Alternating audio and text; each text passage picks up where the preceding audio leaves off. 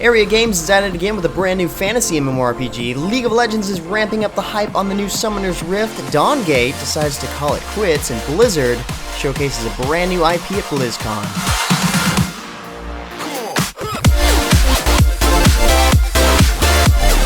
What's happening, guys? James Blonde here with MMOHuts.com with a quick weekly recap for MMO news and announcements of the week ending November 10th, 2014. And we've got a ton of MMORPG and BlizzCon news this week, starting with the latest content update for Aion, known as the Invasion Update, which officially launched this past week. The Invasion Update brings players new zones and instances, the Equipment Purification System, which allows certain weapons and armor to be purified, which provides additional bonuses to item stats without affecting already socketed mana stones. It also introduces Barittra's invasion bosses, new login rewards, and new server versus server PvP. Talk about invasion, this PvP brings in 100 players from each server and pits them against each other. Kinda sounds like fun. Seems like a lot has been added in this update. Check out the MMOHuts site post along with the new launch trailer for all the details. I mentioned recently that SevenCore rose from the grave and was put back together by Webzen. Well, starting this past Tuesday the 4th, all players with an active Webzen account will be able to access the game. And starting out, there will be 2 available servers, English and Spanish, although there are plans in the future for launching service in other languages as well. Starting now through December 2nd, players can get a 30% EXP boost along with other leveling rewards, allowing them to get to the higher level content a little faster. It seems like Webzen has this entire game back up and running.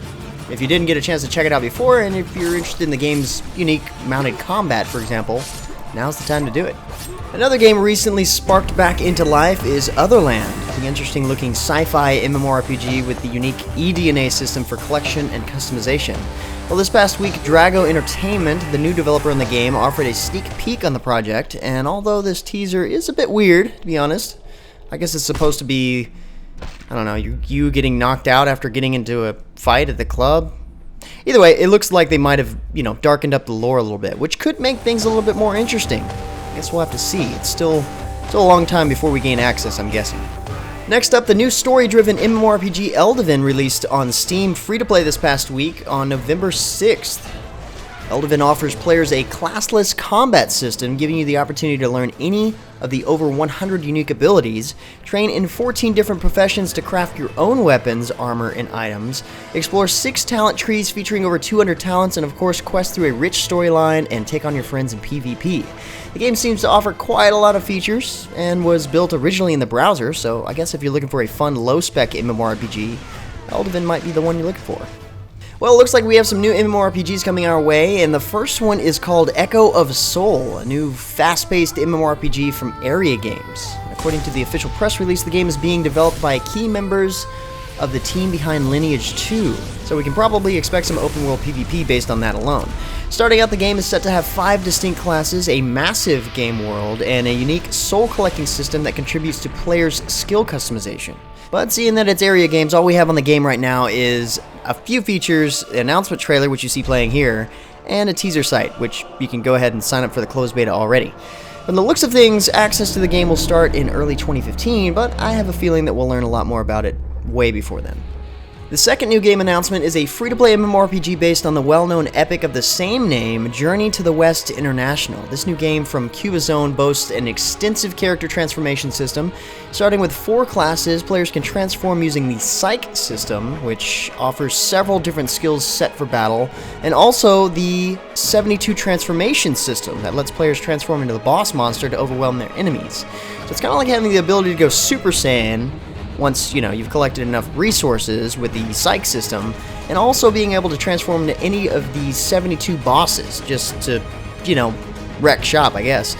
Seems interesting enough, and the cool part is the game is already in closed beta as of last week, and it doesn't seem like you need a key to get in.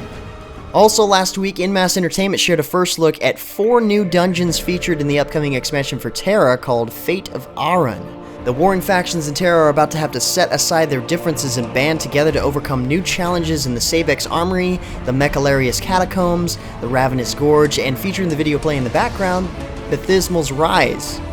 Of course, each one of these new dungeons are level 61 plus and house new big-ass monsters like these. And on top of that, each one continues the storyline into the unexplored continent of Northern Arun, including the home of the Baraka race.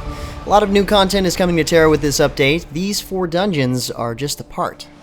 Next up, Wargaming rolled out update 9.4 of World of Tanks this past week, which brings in significant improvements to the strongholds, reworked team battles mode, and added in the new historical map of Stalingrad, which is an extremely realistic imagining of the 1942 Stalingrad.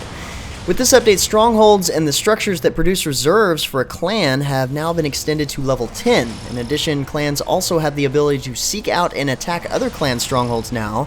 So now players have the full-fledged clan PvP system that they've been waiting for with the strongholds.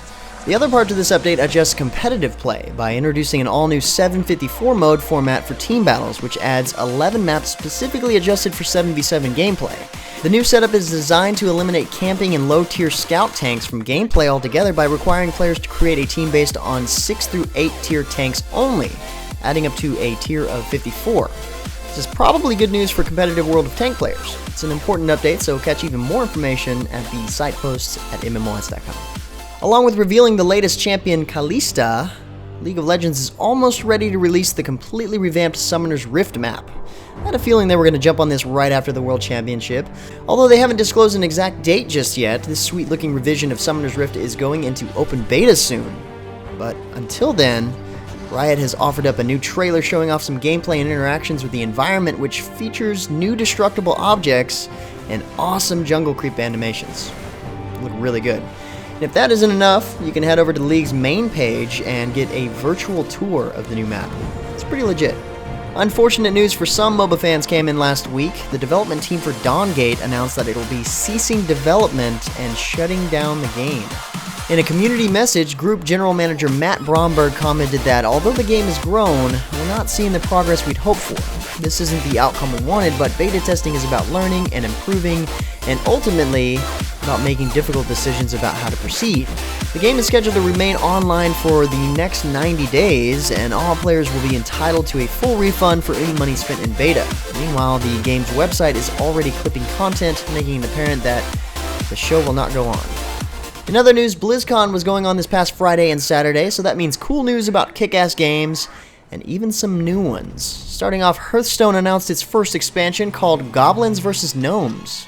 This throws players in the middle of a rivalry between cunning goblin engineers and their eternally tinkering gnome counterparts. This new expansion is very mechanically themed, just like the 120 plus new cards being added in, including the new mech minion types. There's no indication whether or not this is a free digital expansion, but I'm about 98% certain it is. You'll just have to purchase the card packs with either gold or real cash currency. The other cool part is that it's just around the corner, arriving sooner than Christmas this December. Along these lines, we also have a brand new features trailer for Heroes of the Storm and the announcement of closed beta testing to begin on January 13th of the new year. I had a feeling you guys would get access fairly soon. Along with these announcements, Blizzard also revealed ranked play and draft mode as the first step towards bringing Heroes of the Storm to esports. Plus, they announced 3 upcoming battlegrounds: Sky Temple, which is an Egyptian-themed map, Tomb of the Spider Queen, and a Diablo-themed battleground, which both look absolutely epic. Sky Temple was available for players to demo at BlizzCon, along with several of the newly announced heroes. Pretty decent announcement and some really cool stuff coming to Heroes of the Storm, including more players. Well, in January at least. So of course there's tons to be excited for coming from BlizzCon, but one of the most interesting was the announcement of a new IP. And this one is a team-based shooter. I didn't see that one coming. This new game is called Overwatch, and it kind of seems to have a WildStar meets Team Fortress 2 vibe going on. From the gameplay trailer, we see that the characters have a wide variety of guns and tools at their disposal, along with special abilities, of course. And the action of Overwatch takes place in a technologically advanced, highly stylized future Earth, as you can probably tell from the new gameplay and cinematic trailers. With everything the heroes in Overwatch bring to the table, it seems like a very rock, paper, scissors style of battle. And according to the developers, their goal with Overwatch is to create an awesome FPS experience that's more accessible to a much wider audience while delivering the action and depth that shooter fans love. And after watching the trailers here, I'm definitely looking forward to this one, whether it's free to play or not. Check out plenty more details and both videos at the MMOHuts site post linked in the description below. Anyway, guys, that's about all the major MMO news and announcements for this week. Oh, by the way, the first Skyforge technical beta weekend is starting this Thursday on November 13th, so be sure to head over to their site to register to see if you can make it in. Good luck. Like always, if you're looking for more information about the topics featured in the recap, follow the links in the description below. Otherwise, head over to MMOHuts.com/news for even more MMO news. Feel free to discuss the news in the comments below, or head over to MMOHuts.com/forums. But until next time, guys, that's going to be it for me.